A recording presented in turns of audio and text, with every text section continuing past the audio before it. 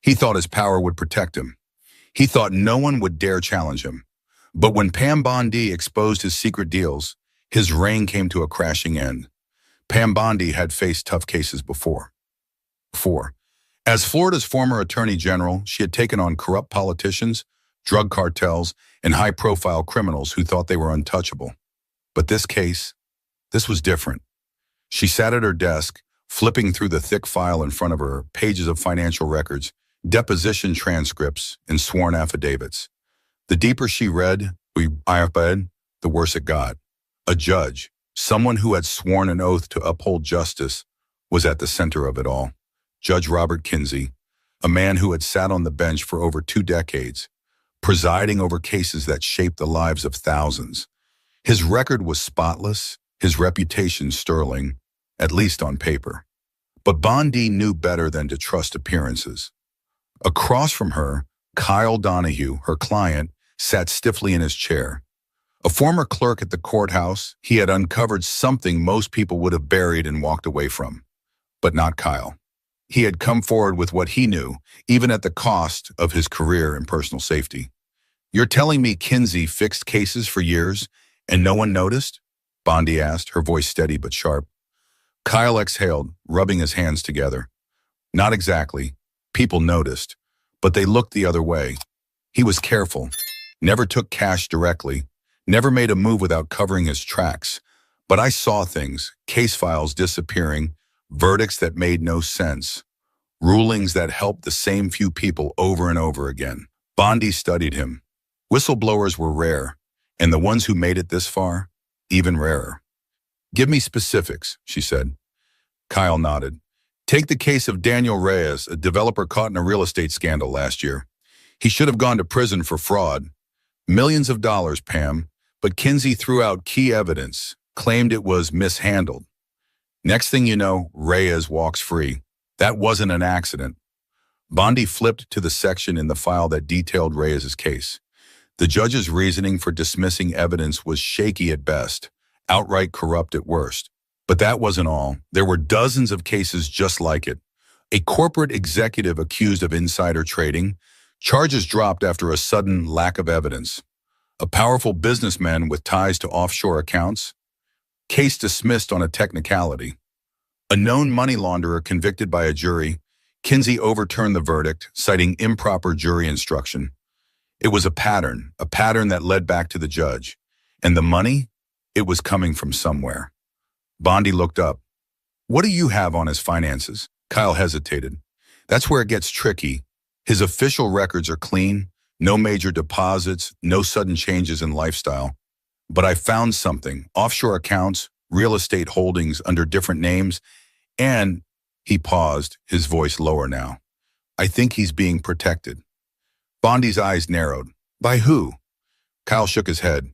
"I don't know yet, but if you dig deep enough, you'll find the names." Pam Bondi leaned back in her chair. She had taken on corruption before, but this was big. This wasn't just about one man abusing his power. This was a system built to protect the guilty and silence anyone who got too close. Her gut told her one thing. If they were right, Judge Kinsey wouldn't go down quietly. But she wasn't afraid of a fight, and something told her this one was just getting started. Pam Bondi knew that exposing a corrupt judge wasn't just about proving guilt. It was about surviving the fight that came with it. She sat in her car, parked just a block away from the Hillsborough County Courthouse. The Florida heat pressed against the windows, but her focus was elsewhere. Inside that building, Judge Robert Kinsey carried on like any other day, his black robe shielding him from suspicion. Her phone buzzed. Detective Mark Henshaw. She answered immediately. "Tell me you found something." His voice was low, cautious.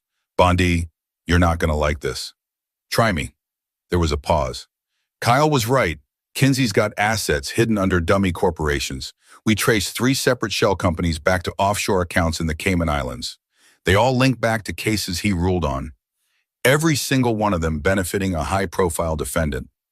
Bondi tightened her grip on the steering wheel. She had seen this kind of corruption before. Money moving through layers of fake entities, designed to keep the real players hidden. But Kinsey had been careful. Too careful. "This is enough to open an investigation," she said. "If we can tie one of those transactions directly to a verdict, We have him. Henshaw exhaled. There's more. Bondi's stomach turned. Go on. One of our sources tipped us off that Kinsey knows he's being watched. He started moving money. He's getting ready to run. Bondi felt a flicker of satisfaction. The pressure was working, but that also meant something else. Kinsey wasn't going down without a fight. She hung up and grabbed her case file from the passenger seat. It was time to take the next step. Bondi strode through the courthouse lobby, her heels clicking against the marble floors. The building smelled like paper and old wood, like a place where decisions were made. Lives changed. She had spent years in courtrooms just like this, watching the system work the way it was supposed to. But this time, the system was the problem. Kyle was waiting for her outside Kinsey's courtroom, his eyes darting nervously toward the doors. "You're really doing this?" he asked. Bondi nodded. "We don't have a choice." Inside, Judge Kinsey sat at the bench, presiding over an ongoing trial. His face was unreadable, the very image of control. But Bondi had seen enough to know the truth. She took a seat near the back, watching his every move. The trial continued, a simple contract dispute, but her mind was elsewhere. The way Kinsey spoke, the way he leaned forward when delivering a ruling, the way he feigned impartiality. It was all a performance, and she was about to tear it apart. As soon as the trial adjourned for recess, she made her move. "Your Honor," she called, striding toward the bench. "A moment of your time." Kinsey looked up, clearly irritated. "Ms. Bondi, I wasn't aware you were part of these proceedings." "I'm not," she said, "but I believe you and I have some unfinished business." The courtroom emptied out slowly, attorneys gathering their files, clerks moving between seats. But Bondi didn't budge. Kinsey sighed and stepped down from the bench, his voice dropping. "If you're here about that nonsense from your whistleblower, don't waste your breath. You have nothing." Bondi smiled. "We'll see about that." She handed him a manila folder. "Financial records, offshore accounts, corporate ties. You've been sloppy, Judge." Kinsey's expression didn't change, but Bondi saw it, a flicker of something behind his eyes. A crack in the mask. He opened the folder, scanning the pages inside. Then he closed it. "This means nothing." "Not yet," Bondi said, "but it will." She turned to walk away, but before she reached the door, Kinsey's voice stopped her. "You are making a mistake, Pam." She looked back over her shoulder. "No, Robert, you did." And now the whole world was about to find out. Pam Bondi had handled threats before. They came with the job. But the way Judge Robert Kinsey had said it, "You're making a mistake, Pam," it wasn't just a warning, it was a challenge. She walked out of the courtroom and into the humid Florida afternoon, pulling her phone from her pocket. She didn't hesitate. "Detective Henshaw, I need you to meet me. Now." 30 minutes later, Bondi sat across from Henshaw in a small, dimly lit diner on the edge of town. The coffee was terrible, but they weren't here for the food. Henshaw placed a stack of papers between them. "This is everything we pulled in the last 24 hours. Kinsey's shell companies. They're connected to some very powerful people." Bondi flipped through the documents. Names she recognized, developers, CEOs, even politicians. Some of the biggest cases Kinsey had ruled on were nothing more than transactions, verdicts for sale. "He's not working alone," she muttered. Henshaw leaned in. "That's what I'm trying to tell you. We're talking millions being funneled through offshore accounts, laundered through fake businesses. Some of these cases were supposed to put criminals away for life. Instead, Kinsey let them walk." Bondi clenched her jaw. A corrupt judge was one thing. A network protecting him was something else entirely. But there was something more pressing. "You said he's moving money," she said. "Where?" Henshaw hesitated. "That's the problem. He's covering his tracks. Some of the offshore accounts were emptied in the last week. If he's planning to run, we don't have much time." Pam pushed the files aside. This case had just become bigger than she expected. "Then we force his hand." Back in her office, Bondi called Kyle Donahue. He answered immediately. "You were right," she said. "It's not just Kinsey. He's part of something bigger." Kyle exhaled on the other end. "I told you, and if you're seeing what I saw, you know how dangerous this is." Bondi leaned back in her chair. "I need more. Something that ties him directly to a bribe." Kyle hesitated. "There's one thing, but it's risky." Bondi didn't blink. "Go on." "A former court clerk, Natalie Briggs. She worked in Kinsey's chambers for years. She left suddenly a few months ago. No one knows why, but I heard she had information on him. Pam's fingers drummed against her desk. Where is she now? Kyle lowered his voice. She's keeping a low profile. I don't think she wants to be found. Bondi's mind was already moving. If Natalie had worked closely with Kinsey, she knew things. Things that could blow this case wide open. I need an address. Kyle sighed. I'll see what I can do. But Bondi, be careful. If she has proof, Kinsey isn't the only one who'll want to keep her quiet. The address Kyle found led Bondi to a modest, single-story house on the outskirts of Tampa. The front yard was overgrown, the porch light flickering weakly. She knocked twice. No answer. She knocked again, louder. Natalie Briggs? My name is Pam Bondi. I need to talk to you. The door opened just a crack. A woman's face appeared, tired eyes, wary expression. Go away. Bondi didn't move. I know you worked for Judge Kinsey. I know you left suddenly. I think I know why. Natalie's grip on the door tightened. I don't know what you're talking about. Yes, you do, Bondi said, her voice softer now. And I think you've been carrying this alone for too long. Natalie hesitated, then with a sigh she opened the door. Come in, but if anyone asks, you were never here. And that's when Bondi knew she was about to learn something that could change everything. The air inside Natalie Briggs' house was thick with unease. The blinds were drawn, the room dim except for a single lamp in the corner. Boxes sat half-packed near the door, as if she were ready to leave at a moment's notice. Pam Bondi took a slow step inside, watching Natalie's every move. The woman was nervous, not just afraid, but hunted. Sit, Natalie said, motioning toward a worn-out couch. Say what you need to say, then leave. Bondi sat, placing her hands on her knees, keeping her voice steady. You worked for Judge Kinsey for years. You taught things. You know things. Natalie let out a dry laugh. You think I don't know that? You think I don't wake up every day regretting what I saw and what I ignored? Pam leaned forward slightly. Then tell me what you know. Natalie folded her arms, exhaling sharply. I kept the books, the unofficial ones, the ones that never made it to the courthouse records. I saw the money coming in, where it went, who benefited. I knew it was wrong, but when you're in it, when it's your livelihood, you tell yourself it's not your problem. Bondi didn't flinch. She had heard justifications before, but Natalie's voice cracked on the last word, and Bondi saw it, the weight she had been carrying. I wanted out, Natalie continued. I told Kinsey I was done, that I wouldn't be part of it anymore. And do you know what he did? Bondi waited. Natalie's voice dropped to a whisper. He smiled. He said, people who quit on me don't last long, Natalie. Think about that before you make a mistake. Bondi felt her stomach twist. And then, Natalie wiped a hand across her face. A week later, my house was broken into. Nothing stolen, just trashed. My tires slashed. My cat disappeared. A message without words. Pam clenched her jaw. Kinsey wasn't just a corrupt judge. He was a bully who used fear to keep people in line. Natalie stood and disappeared into the next room. When she returned, she held a small flash drive between her fingers. This is what you're looking for, she said. Pam reached for it, but Natalie pulled back. Listen to me. If you take this, you need to finish what I started. You need to make sure this man never wears a robe again. Pam held her gaze. I promise, we're poised. Natalie hesitated, then placed the drive in her hand. Everything's on there. Transactions, case notes, conversations, enough to bury him. Pam closed her fingers around it. Then that's exactly what I'll do. But as she walked toward the door, she had the unsettling feeling that Kinsey already knew she was coming for him. Pam Bondi sat in her office, staring at the flash drive in her hand. It was small, unremarkable, but the weight of what it contained was massive.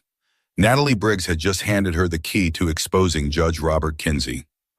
Proof, hard, irrefutable proof of his corruption, offshore accounts, wire transfers, case notes, even transcripts of conversations that should have never existed. She plugged the drive into her laptop. The files opened instantly, rows of data filling the screen. And then she saw it. A transaction log, dated 3 years ago. A name attached. Daniel Reyes, the real estate developer who had walked free on fraud charges. The case Kinsey had dismissed on a technicality. Pam's pulse quickened. Another entry, another name. Lewis Carver, a hedge fund manager whose insider trading case had mysteriously collapsed in court. It was all here, every case Kinsey had touched, every payoff, every decision he had sold. Her mind raced. There was no way Kinsey had done this alone. Too many people had looked the other way. But right now she had one job: take him down. She grabbed her phone and dialed Detective Henshaw. "I have what we need," she said, her voice steady. "Meet me at the courthouse first thing tomorrow." Henshaw didn't hesitate. "It's happening? It's happening." The next morning, Bondi walked into the Hillsborough County Courthouse, her every step measured. She knew Kinsey would see her. She wanted him to. She made her way through the corridors, past attorneys and clerks who had no idea that, within hours, everything was about to change. Inside courtroom 3B, the case of State versus Simon Caldwell was underway. A corporate fraud case, another one Kinsey would likely manipulate to protect the guilty. Pam took a seat near the front. Judge Kinsey sat at the bench, dressed in black robes, exuding the same calm authority he always had. If he felt the walls closing in, he didn't show it. The prosecutor was mid-sentence when Bondi stood. "Your Honor," she said loudly. Kinsey's head snapped up. "Ms. Bondi, you are not counsel in this matter. Sit down or—" "I have urgent business before the court," she interrupted, pulling a thick file from her bag. The room fell silent. Kinsey's jaw tightened. "You are out of line." Bondi didn't move. "Robert Kinsey, you have violated the trust of this court, the people of Florida, and the very foundation of justice itself." A murmur rippled through the courtroom. Kinsey's grip on his gavel tightened. "This is outrageous," he snapped. "Bailiff!" But the doors at the back of the courtroom swung open. Detective Henshaw and two federal agents entered. Pam stepped forward, placing the flash drive on the clerk's desk. This drive contains records of offshore accounts, illegal transactions, and case tampering spanning the last decade. Every ruling you made that was bought and paid for. Kinsey's face paled. "This is a baseless attack." "Your Honor," Henshaw said, stepping forward, "we have a warrant for your arrest." The room gasped. Pam watched as Kinsey's hands clenched into fists. His world was crumbling, and he knew it. "You think this will hold up?" he spat, his voice low. "You think the system will turn on me?" Pam met his gaze.